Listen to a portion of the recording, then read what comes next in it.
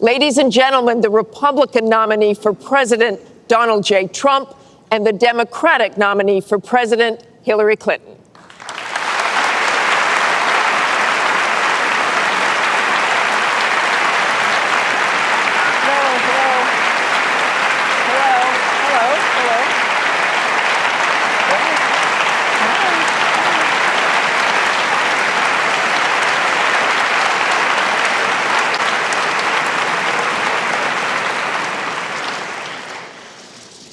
Thank you very much for being here. Recently. And you have 2 minutes for this. As I told you, that was locker room talk. I'm not proud of it. I am a person who has great respect for people, for my family, for the people of this country, and certainly I'm not proud of it. But that was something that happened. If you look at Bill Clinton, far worse, mine are words and his was action. His was what he's done to women. There's never been anybody in the history of politics in this nation that's been so abusive to women. So you can say any way you want to say it, but Bill Clinton was abusive to women. Hillary Clinton attacked those same women and attacked them viciously. 4 of them are here tonight. One of the women, who is a wonderful woman, at 12 years old, was raped at 12. Her client, she represented, got him off, and she's seen laughing on 2 separate occasions, laughing at the girl who was raped. Kathy Shelton, that young woman, is here with us tonight. So don't tell me about words. I apologize for those words. But it is things that people say. But what President Clinton did, he was impeached. He lost his license to practice law. He had to pay an $850,000 fine to one of the women, Paula Jones, who's also here tonight. And I will tell you that when Hillary brings up a point like that, and she talks about words that I said 11 years ago, I think it's disgraceful, and I think she should be ashamed of herself, if you want to know the truth. Can we please hold the applause? Secretary Clinton, you have 2 minutes. In the United States of America, he owes the president an apology. He owes our country an apology. And he needs to take responsibility for his actions and his words.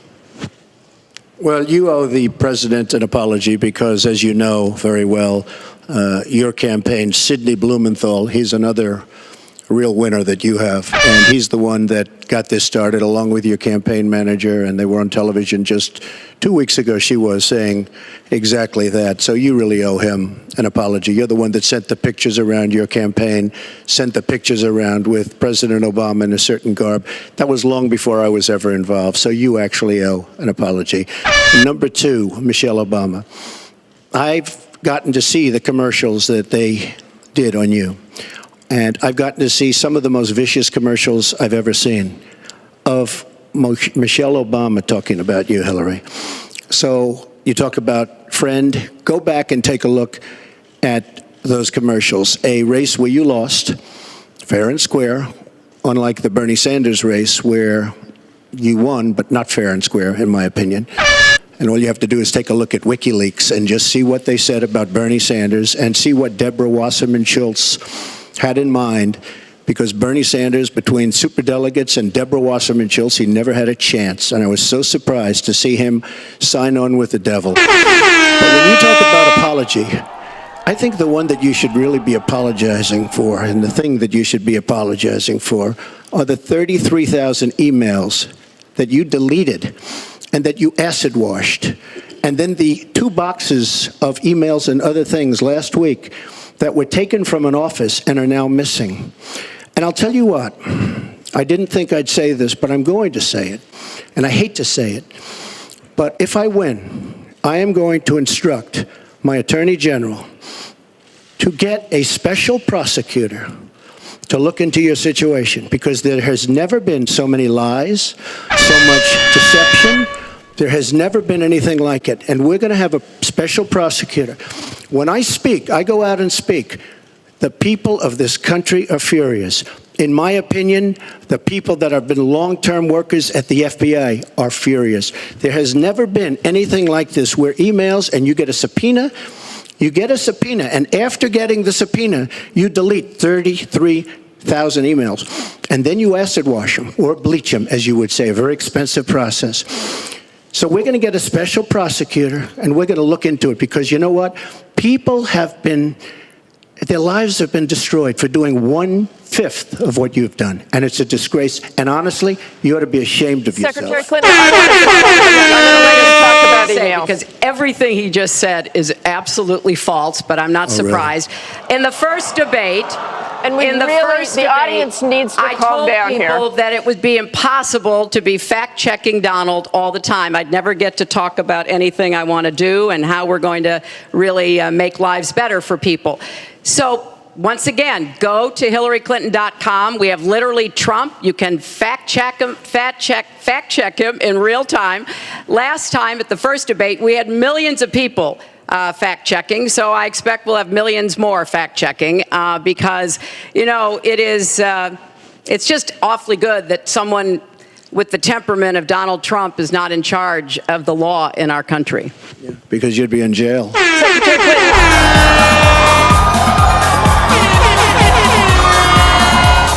We want to remind the audience to please not talk out loud. Please do not applaud. You're just wasting time. And Secretary Clinton, I do want to follow up on emails. You've said your handling of your emails was a mistake. You disagreed with FBI Director James Comey, calling your handling of classified. Okay, we're going to move on. And yet, she didn't know the letter C on a document, right? She didn't even know what that letter meant. You know, it's amazing. I'm watching Hillary go over facts, and she's going after fact after fact, and she's lying again because she said what she did with the emails was fine. You think it was fine to delete 33,000 emails? I don't think so.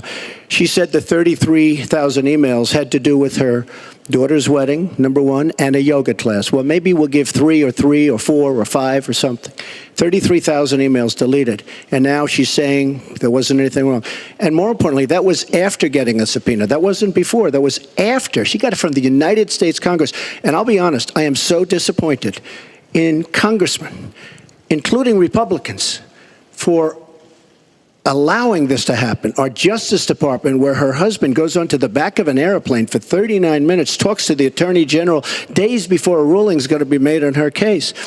But for you to say that there was nothing wrong with you deleting 39,000 emails, again, you should be ashamed of yourself. What you did, and this is after getting a subpoena from the United States Congress. We have to move on. Secretary Clinton, you can respond, and then we got to move on. We want to give the audience a chance you'd be put in jail, let alone after getting a subpoena from the United States Secretary Congress. Clinton, you can respond, then we have to move on to an audience question. Look, it's just not true, and so please go you didn't delete them? Allow her to respond, please. Personal emails, not official. 33,000? Well, we turned over 35,000, so it was. What about the other 15,000? Please allow her to respond. She didn't talk while you talked. Yes, that's true. I didn't. Because you have I didn't nothing in to the say. first debate, and I'm going to try not to in this debate because I'd like to get to the questions that the people have brought here tonight to talk to us about. And get off this question. Okay, Donald, I know you're into big diversion tonight, anything to avoid talking about your campaign and the way it's exploding and the way Republicans are leaving you. But let's at least focus on some of the issues that people care about tonight. Let's get to their questions. We have a question here from Ken Karpowitz. He has a question about health care. Ken? I'd like to know, Anderson, why aren't you bringing up the emails? I'd like to know. Why aren't you getting to the bottom? We brought up the emails. No, it hasn't. It hasn't. And it hasn't been finished at all. Ken Karpowitz has a question. It's nice to 1 on 3. Thank you. Affordable Care Act, known as... That first one goes to Secretary Clinton because you started out the last one to the audience. If he wants to start, he can start. Go ahead, Hillary. No, go ahead, Donald. No, I'm a gentleman, Hillary. Go ahead. Secretary Clinton? Well, I think Donald was about to say he's going to solve it by repealing it and getting rid of the Affordable Care Act. And I'm going to fix it because I agree with you. Premiums have gotten too high, co-pays, deductibles, prescription drug costs, and I've laid out a... Which, by the way, was a fraud. You know that, because Jonathan Gruber, the architect of Obamacare, he said it was a great lie. It was a big lie. President Obama said you keep your doctor, you keep your plan. The whole thing was a fraud, and it doesn't work. But one situation for our country. because you look at Orlando, and you look at San Bernardino, and you look at the World Trade Center, go outside, you look at Paris, look at that horrible, these are radical Islamic terrorists. And she won't even mention the word, and nor will President Obama. He won't use the term radical Islamic terrorism. Now, to solve a problem, you have to be able to state what the problem is, or at least say the name. She won't say the name, and President Obama won't say the name, but the name is there. It's radical Islamic terror. And before you solve it, you have to say the name. Secretary Clinton, was it a mistake to have a religious test? First of all, Captain Khan is an American hero. And if I were president at that time, he would be alive today.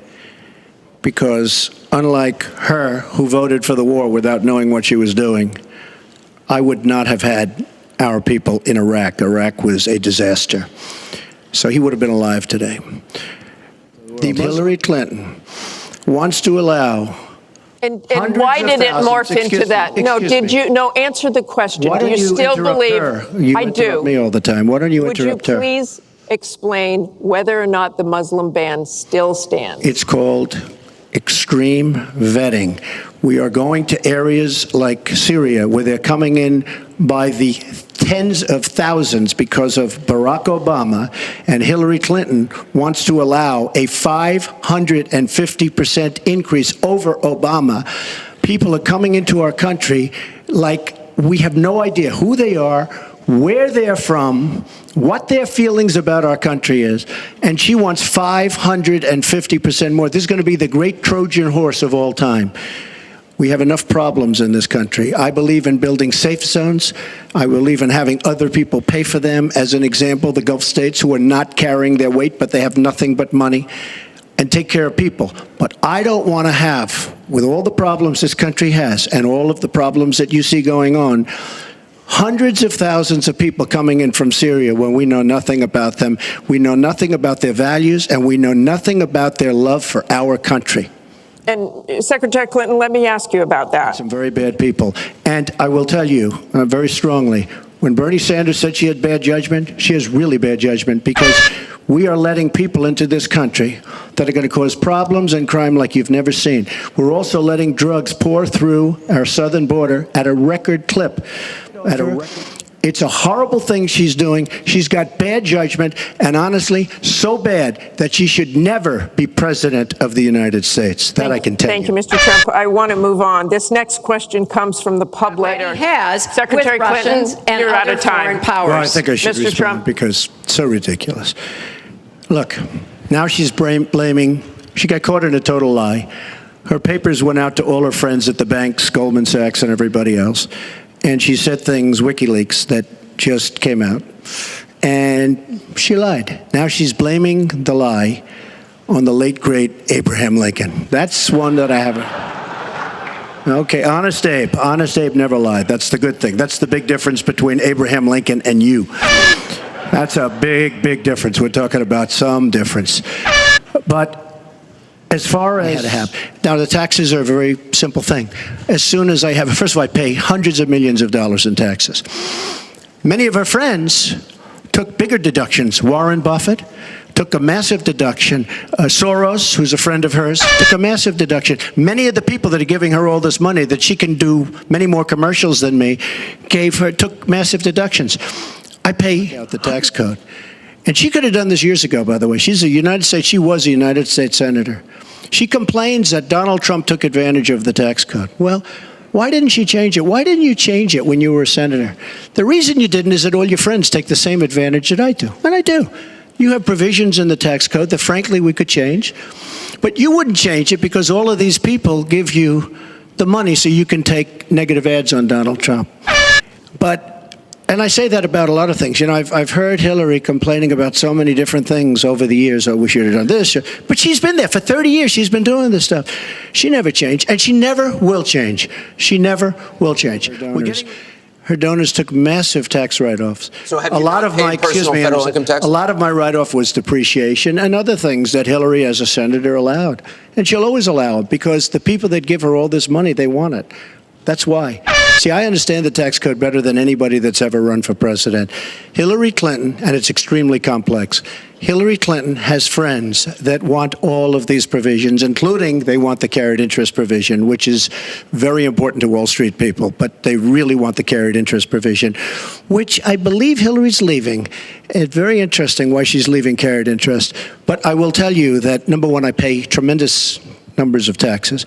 I absolutely used it, and so did Warren Buffett, and so did George Soros, and so did many of the other people that Hillary is getting money from. Now, I won't mention their names because they're rich, but they're not famous, so we won't make them famous. Can you say how many? Appreciation.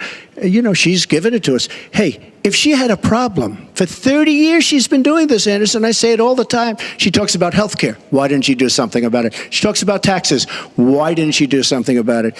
She doesn't do anything about anything other than talk. With her, it's all talk and no action. In the past, and again, Bernie Sanders, it's really bad judgment. She has made bad judgment not only on taxes, she's made bad judgments on Libya, on Syria, on Iraq. I mean, her and Obama, whether you like it or not, the way they got out of Iraq, the vacuum they've left, that's why ISIS formed in the first place. They started from that little area, and now they're in 32 different nations, Hillary. Congratulations. Great job. I want you to be able to respond, Secretary Clinton. Well, here we go again. I've been in favor of getting rid of carried interest for years, starting when I was a senator from New York. But that's not the point here. Why didn't you do it? Why didn't you do it? Allow her to respond. Because I was a senator with a Republican president. Oh, really? I will be the president. You could have done it. If you were an effective, if you were an effective senator, you could have done it. If you were an effective senator, you could have done it. But you were not an effective. Please allow her to respond. She didn't interrupt you. You know, under our Constitution. You know, every time we take rebels, whether it's in Iraq or anywhere else, we're arming people. And you know what happens? They end up being worse than the people. Look at what she did in Libya with Gaddafi. Gaddafi's out. It's a mess. And by the way, ISIS has a good chunk of their oil. I'm sure you probably have heard that. It was a disaster. Because the fact is, almost everything she's done in foreign policy has been a mistake, and it's been a disaster. But if you look at what Russia did with Assad, and by the way, with Iran, who you made very powerful with the dumbest deal perhaps I've ever seen in the history of deal making, the Iran deal with $150 billion, with the $1.7 billion in cash, which is enough cash to fill up this room.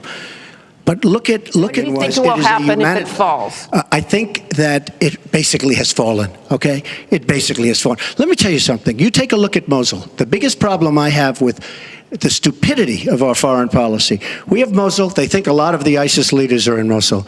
So we have announcements coming out of Washington and coming out of Iraq. We will be attacking Mosul in 3 weeks or 4 weeks.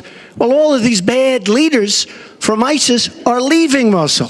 Why can't they do it quietly? Why can't they do the attack, make it a sneak attack, and after the attack is made, inform the American public that we've knocked out the leaders, we've had a tremendous success. People leave. Why do they have to say we're going to be attacking Mosul within the next 4 to 6 weeks, which is what they're saying? How stupid is our country? There are sometimes reasons the military does that. Psychological warfare. I can't think of any. I can't think of any. It might be to help get civilians out. And we have, look, I have 200 generals and admirals who endorse me. I have 21 Congressional Medal of Honor recipients who endorse me. We talk about it all the time. They understand. Why can't they do something secretively where they go in and they knock out the leadership? Why would these people stay there? I've been reading now for weeks. Tell me what your strategy is. I've been reading now for weeks about Mosul, that it's the harbor of where, between Raqqa and Mosul. This is where they think the ISIS leaders are. Why would they be staying? They're not staying there anymore. They're gone. Because everybody's talking about how Iraq, which is us, with our leadership, goes in to fight Mosul. Now, with these 200 admirals and generals, they can't believe it. All I say is this: General George Patton, General Douglas MacArthur are spinning in their grave at the stupidity of what we're doing in the Middle East. I'm going to go to Secretary Clinton. Secretary Clinton, you want Assad to go. You are the principal way that we take Raqqa after pushing ISIS out of Iraq. Thank you very much. We're going to move on. She went over a minute over, and you don't stop her. When I go 1 second over, it's like You a had big deal. many answers. It's really very interesting. We've got a question over here from... And we'll give economics to people, and we'll bring jobs back, because NAFTA, signed by her husband, is perhaps the greatest disaster trade deal in the history of the world, not in this country. It stripped us of manufacturing jobs. We lost our jobs. We lost our money. We lost our plants. It is a disaster. And now she wants to sign TPP, even though she says now she's for it. She called it the gold standard. And by the way, at the last debate, she lied, because it turned out that she did say the gold standard, and she said she didn't say it. They actually said that she lied, okay? And she lied, but she's lied about a lot of things. I would be a president for all of the people, African Americans, the inner cities. Devastating what's happening to our inner cities. She's been talking about it for years. As usual, she talks about it, nothing happens. She doesn't get it done. It can't get any worse. And she's been talking about the inner cities for 25 years. Nothing's going to ever happen. Let me tell you, if she's president of the United States, nothing's going to happen. It's just going to be talk. And all of her friends, the taxes we were talking about, and I would just get it by osmosis. She's not doing any me favors. But by doing all the others favors, she's doing me favors. Mr. Trump, thank you. But I will tell you, she's all talk. It doesn't get done. All you have to do is take a look at her Senate run. Take a look at upstate New York. Your 2 minutes is up. Secretary Clinton, It turned out 2 to minutes. be a disaster. You have 2 minutes, Secretary Clinton. Well, 67. Increase in murder within our cities, the biggest in 45 years. We have a divided nation because people like her, and believe me, she has tremendous hate in her heart. And when she said deplorables, she meant it. And when she said irredeemable, they're irredeemable. You didn't mention that. But when she said they're irredeemable, to me, that might have been even worse. She said some of them are irredeemable. She's got tremendous hatred. And this country cannot take another 4 years of Barack Obama, and that's what you're getting with her. 600 times. Well, she said she was awake at 3 o'clock in the morning, and she also sent a tweet out at 3 o'clock in the morning, but I won't even mention that. But she said she'll be awake. Who's the famous thing? We're going to answer our call at 3 o'clock in the morning. Guess what happened? Ambassador Stevens sent 600 requests for help, and the only one she talked to was Sidney Blumenthal, who's her friend and not a good guy, by the way. So, you know, she shouldn't be talking about that. Now, and I think that this is so important. Also, the Second Amendment, which is totally under siege by people like Hillary Clinton. They'll respect the Second Amendment and what it stands for, what it represents. But we need much more than wind and solar. And you look at our miners. Hillary Clinton wants to put all the miners out of business. There is a thing called clean coal. Coal, you understand? So I will have in my race more than $100 million put in of my money, meaning I'm not taking all of this big money from all of these different corporations like she's doing. What I ask is this. So I'm putting in more than, by the time it's finished, I'll have more than $100 million invested. Pretty much self-funding mine. We're raising money for the Republic. I asked Hillary, why doesn't she made $250 million by being in office? She used the power of her office to make a lot of money. Why isn't she funding, not for $100 million, but why don't you put 10 or 20 or 25 or $30 million into your own campaign? It's $30 million less for special interests that will tell you exactly what to do. And it would really, I think, be a nice sign to the American public. Why aren't you putting some money in? You have a lot of it. You've made a lot of it because of the fact that you've been in office. You made a lot of it while you were Secretary of State, actually.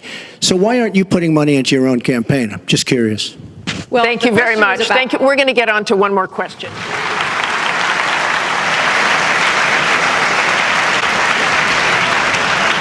Well, it's called a presidential debate, but some of the language used tonight was hardly presidential. Kicking off tonight, talking about... Because, you know, it is... it's just awfully good that someone with the temperament of Donald Trump is not in charge of the law in our country. Yeah, because you'd be in jail. Secretary Clinton.